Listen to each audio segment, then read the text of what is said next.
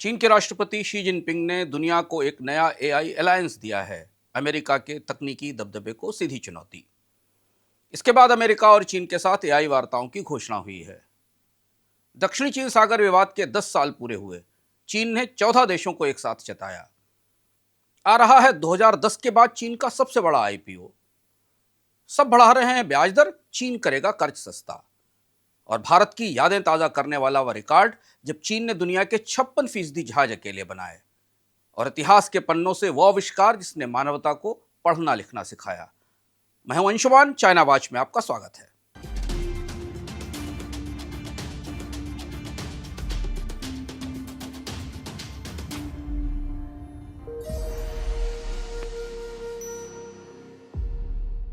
तो सबसे पहले बात जियोपॉलिटिक्स की।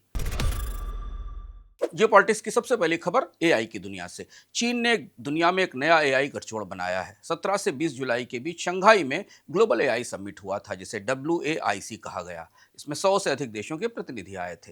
यूनाइटेड नेशंस के महासचिव एंटोनियो गुतरेस भी थे। कजाकिस्तान, थाईलैंड, कंबोडिया के राष्ट्र प्रमुख भी मौजूद थे। लेकिन सबसे बड़ी खबर यह थी कि 17 जुलाई को इस समिट के उद्घाटन में राष्ट्रपति शी जिनपिंग ने एक नए अंतर्राष्ट्रीय संगठन की घोषणा की। इसका नाम है World Artificial Intelligence Cooperation Organization, वाइको। 29 देश इसके सदस्य हैं। संस्थापक सदस्य हैं Russia, Pakistan, Indonesia, Brazil, Kazakhstan, Africa और लातिन अमेरिका के कई देश भी इसमें शामिल हैं। मुख्यालय होगा शंघाई में। अल जज़ीरा और शिन्हुआ की रिपोर्ट ने बताया कि इस समिट में शी जिनपिंग ने कहा कि एआई का विकास किसी एक देश की अकेली ताकत नहीं है, ये अंतर्राष्ट्रीय सहयोग की सिम्फनी होनी चाहिए। उन्होंने कहा कि चीन विकासशील देशों को अगले 5 वर्षों में एआई की ट्रेनिंग के 5,000 अलग अलग अवसर देगा। ये केवल तकनीकी घोषणा नहीं है। अमेरिका ने अपने सहयोगियों के साथ जापान, यूके, ऑस्ट्रेलिया के और इंडिका के साथ पैक सिलिका नाम की एक सप्लाई चेन बनाई है। उसके जवाब में चीन ने विकासशील देशों यानी ग्लोबल साउथ को अपने पाले में खींचा है। इसी सप्ताह चीन और अमेरिका के बीच एआई पर वार्ताएं शुरू होने की खबर भी थी। अमेरिका के दल का नेतृत्व वहां के वित्त मंत्री स्कॉट बेसेंट करेंगे। एआई की दुनिया में अब दो खेमे बन रहे हैं। भारत हालांकि अभी तक चीन के वाइको का सदस्य नहीं है, लेकिन ग्लोबल साउथ के कई देश जो चीन की एआई पहुंच को स्वीकार कर रहे हैं, वे भारत के पड़ोसी भी हैं। अब दूसरी खबर जियोपॉलिटिक्स है। जुलाई में एक बड़े विवाद के 10 साल पूरे हुए। 2016 में ग्लोबल आर्बिट्रेशन ट्रिब्यूनल ने दक्षिणी चीन सागर पर अपना फैसला सुनाया था, जो चीन के विरुद्ध था।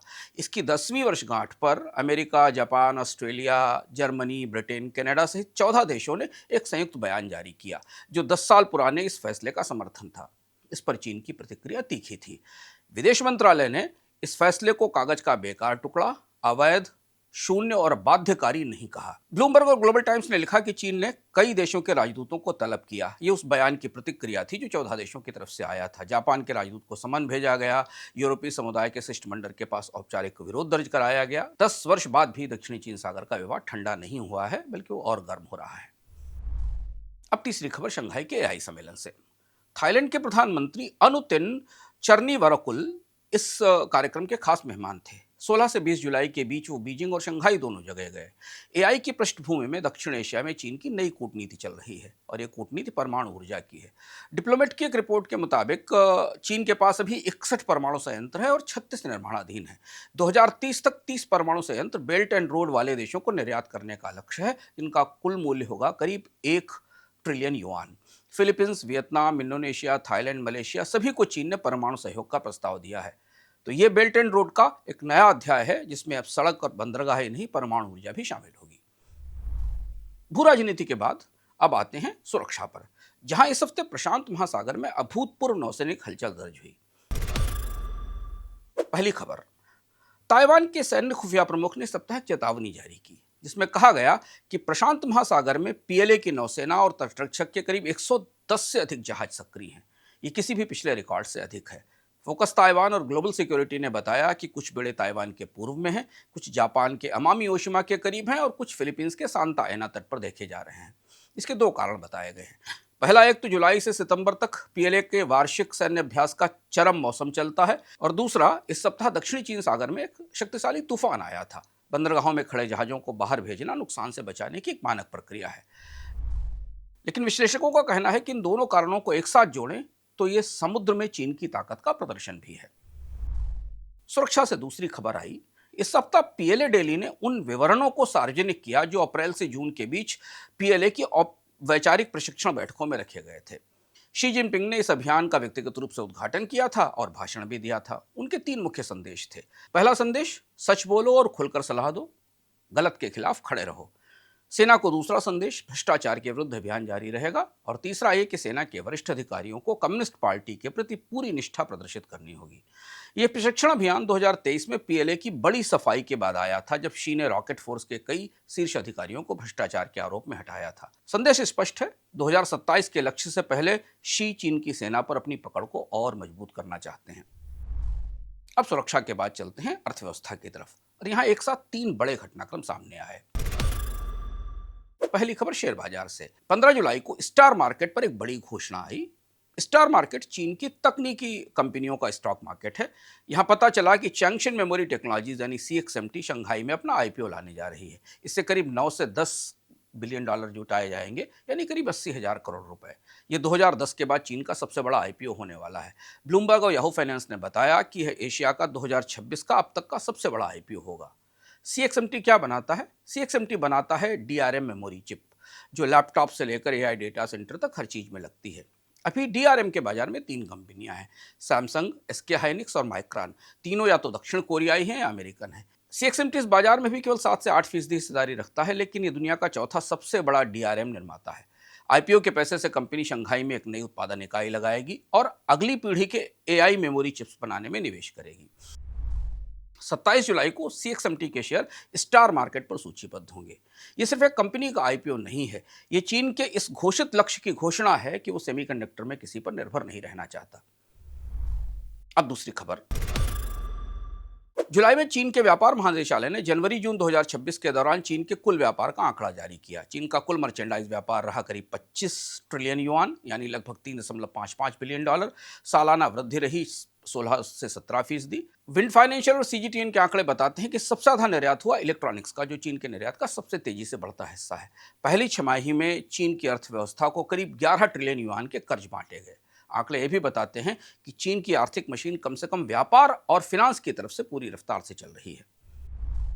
अब अर्थव्यवस्था से तीसरी खबर। बीते सप्ताह हमने चीन के कमजोर GDP पर बात की थी। इन आंकड़ों पर इस सप्ताह व्यापक चर्चा हुई। दूसरी तिमाही में चीन की अर्थव्यवस्था की विकास दर केवल 4.3% रही है। पहली तिमाही में ग्रोथ 5% थी। सरकारी लक्ष्य था 4.5 से 5% का। यह 2022 के बाद चीन की सबसे धीमी इकोनॉमिक ग्रोथ है। कारण स्पष्ट है। जून में चीन की रिटेल बिक्री केवल 1% बढ़ी। चीनी उपभोक्ता खर्च नहीं कर रहे हैं। रियल एस्टेट सेक्टर में लगातार गिरावट बनी हुई है और ये गिरावट जून में 18% दर्ज की गई, यानी ये बाजार अभी भी दबाव में है। सीकिंग अल्फा और इंडेक्स बॉक्स के विश्लेषणों ने के आधार पर जो जानकारी आ रही है उस हिसाब से चीन का केंद्रीय बैंक अगस्त में ब्याज दर में और कटौती कर सकता है। बैंकों के रिजर्व रेशियो में भी ढील की संभावना है। चीन का निर्यात तो रिकॉर्ड तोड़ रहा है, लेकिन वो कमाई घरेलू उपभोग में खर्च नहीं हो रही है। चीनी नागरिक बचत कर रहे हैं, खर्च नहीं। और इसका कारण यह है कि रोजगार की अनिश्चितता है, रियल एस्टेट की मंदी है और सोशल सिक्योरिटी की कमी है। PBOC अकेले इसे नहीं सुलझा सकता। इसके लिए चीन को आने वाले दिनों में राजकोषीय प्रोत्साहन बढ़ाने पड़ सकते हैं। अब अर्थव्यवस्था के बाद हम तकनीक पर आते हैं और वापस चलते हैं शंघाई में AI समिट को देखने। इस सप्ताह की सबसे बड़ी तकनीकी हेडलाइन शंघाई के AI समिट से ही आई। WAIC केवल राजनीतिक मंच नहीं था, यहां चीन के शीर्ष AI उत्पादों का विशाल प्रदर्शन हुआ। क्वार्ट्ज और मॉडर्न डिप्लोमेसी की रिपोर्ट बताती है कि अलीबाबा ने यहां अपने AI मॉडल क्वेन का नया संस्करण प्रदर्शित किया, और वो भी ओपन सोर्स में, यानी कोई भी देश, कोई भी कंपनी इसे बिना शुल्क के उपयोग कर सकती है। बायदू, जिपू AI और iFlyTek ने अपने बहुभाषी AI एजेंट दिखाए, जो विशेष रूप से दक्षिण पूर्व एशिया और अफ्रीका की भाषाओं में काम कर सकते हैं। यह वाइको की रणनीति का हिस्सा है कि विकासशील देशों को अगर उनकी भाषा में AI मिले तो वे चीन की तकनीक अपनाएंगे। शी जिनपिंग ने अपने भाषण में ओपन सोर्स को वैश्विक AI समानता का रास्ता भी बताया। अमेरिका का GPT-4, क्लाउड, जेमिनी सब पर नियंत्रण है और सब महंगे हैं, जबकि चीन के AI मॉडल्स मुफ्त हैं, खुले हैं और सबके लिए हैं। ये चीन के सॉफ्ट पावर की नई परिभाषा है।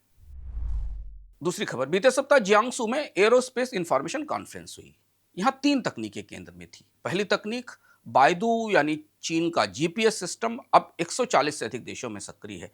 सटीकता 10 सेंटीमीटर से कम है, जो कि मिलिट्री ग्रेड माना जाता है। दूसरा उपग्रह यानी अंतरिक्ष से देखने की तकनीकों में अब चीन के पास 300 से अधिक व्यावसायिक अर्थ फेसिंग सैटेलाइट हैं। तीसरी और सबसे महत्वपूर्ण बात जो इस कॉन्फ्रेंस में निकल कर आई वो थी स्पेस कंप्यूटिंग। यानी अब सीधे उपग्रह पर ही चीन में डेटा प्रोसेसिंग होगी और जमीन पर उन्हें भेजने से पहले ही अंतरिक्ष में उनका विश्लेषण हो जाएगा। सीजीटीएन ने बताया है कि तीनों मिलकर एक ऐसी निगरानी और नेविगेशन प्रणाली बना रहे हैं जो अमेरिका के जीपीएस उपग्रह नेटवर्क से स्वतंत्र भी है और उससे आगे भी है। अब तकनीक से चलते हैं चीन के समाज की तरफ। चीन के युवाओं में इस हफ्ते एक असमंजस दिखाई दिया। इस सप्ताह चीन के समाज से दो विरोधाभासी तस्वीरें सामने आई। पहली तस्वीर यह थी कि चीन के युवा चीन छोड़ना चाहते हैं क्योंकि युवा बेरोजगारी दर अभी भी 20% है। यह लगभग वही संख्या है जो 2023 में सामने आई थी और जिसके बाद चीन की सरकार ने बेरोजगारी के आंकड़े प्रकाशित करना बंद कर दिया था। लगभग 3 साल बाद बेरोजगारी के आंकड़े वापस लौटे हैं। उनमें एक नई परिभाषा जोड़ी गई है, लेकिन बेरोजगारी की दर वही है। एशिया सोसाइटी ने कहा कि इस बेरोजगारी ने एक सांस्कृतिक घटना को जन्म दिया है, इसे रन कहा जा रहा है। ये रन कल्चर है, यानी देश से बाहर जाना। चीन के पढ़े लिखे युवा जो नौकरी नहीं पा रहे हैं वो सिंगापुर, कनाडा, ऑस्ट्रेलिया और यूरोप जाने का रास्ता खोज रहे हैं। शिन्हुआ की खबर है कि सरकार ने अपनी कंपनियों से कहा है कि वे कैंपस हायरिंग को 5% से ज़्यादा बढ़ाएं। एआई कंपनियों से कहा गया है कि जो कर्मचारी एआई की वजह से नौकरी गंवा रहे हैं उन्हें पुनः प्रशिक्षित किया जाए। चीन के युवाओं में बेरोजगारी की खबर एक तरफ है, लेकिन इस असमंजस में एक और धारा भी है। चाइना यूथ डेली की एक ताज़ा रिपोर्ट आई। इसके मुताबिक लगभग 88 से 89% चीनी युवा चाहते हैं कि चाइना चिक कल्चर को, यानी चाइना की संस्कृति को पूरी दुनिया में पहचान मिलनी चाहिए। लगभग 92% लोगों का मानना है कि चीन के कल्चरल प्रोडक्ट, यानी सांस्कृतिक उत्पाद, चरित्र, कहानियां अंतर्राष्ट्रीय स्तर पर लोकप्रिय होने चाहिए। चीन का एनिमेशन, चीन का फैशन, चीन का खाना और जो पारंपरिक हस्तशिल्प है वो शियाओ और टिकटॉक जैसे प्लेटफॉर्म्स पर करोड़ों दर्शक जुटा रहे हैं। तो एक तरफ देश में 20% बेरोजगारी है, युवाओं में बेरोजगारी बढ़ रही है, और दूसरी तरफ उन्हीं युवाओं में वैश्विक सांस्कृतिक महत्वाकांक्षाएं भी हैं, और यही चीन का विरोधाभास है। तो चीन के समाज के बाद अब हम आ गए हैं अपने साप्ताहिक बाजार में, और इस हफ्ते वो बाजार जो भारत के करोड़ों उपभोक्ताओं के लिए कपड़े भेजता है। इस बार बाजार के इस हिस्से में हम चल रहे हैं कपड़ों के शहर खोचियाओ, जहां दुनिया का कपड़ा बनता है। ये नाम शायद आपने कम सुना होगा, लेकिन यदि आपने पिछले कुछ वर्षों में साड़ी, सलवार, सूट या त्योहारी कपड़ा खरीदा है तो बहुत संभव है कि उसका एक हिस्सा ये वे कपड़े यहीं से आए हों। जेजियांग में खोचियाओ दुनिया का सबसे बड़ा होलसेल गारमेंट मार्केट है। 30,000 से अधिक व्यापारिक प्रतिष्ठान हैं। Polyester, rayon, cotton blended, synthetic, जरी, कढ़ाई, हर तरह के कपड़े यहाँ मिलते हैं। इस हफ्ते हम यहाँ क्यों आए? क्योंकि अगस्त के अंत में ओणम है और उसके बाद फिर भारत में त्योहारी मौसम शुरू हो जाता है। भारत में त्योहारी कपड़े का सबसे बड़ा इंपोर्ट सीजन जुलाई और अगस्त में होता है। सूरत, जयपुर और कोलकाता के कपड़ा आयातक अभी खोचियाओ में हैं और अगले 3 महीने का स्टॉक भर रहे हैं।